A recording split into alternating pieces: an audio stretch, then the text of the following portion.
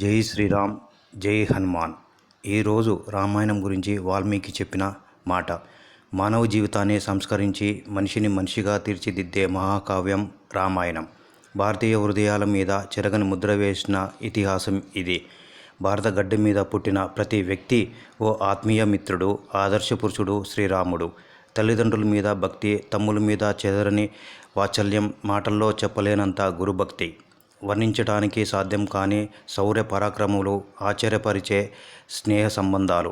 ఇలా చెప్పుకుంటూ పోతే ఒకటా రెండా అనంతమైన సుగుణాలకు నిలయం రామచంద్రమూర్తి.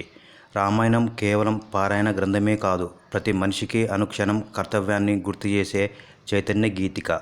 ధర్మాన్ని ఆచరించాల్సిన అవసరాన్ని ఇందులోని ప్రతి పాత్ర ప్రకటిస్తుంది. రాముడి వంటి ఆదర్శమూర్తి ఈ భూమి మీద మరొకరు లేరు. రామాయణాన్ని మించిన కావ్యము భవిష్యత్తులో మరొకటి అవతరించదు. జై శ్రీరామ్, జై హనుమాన్.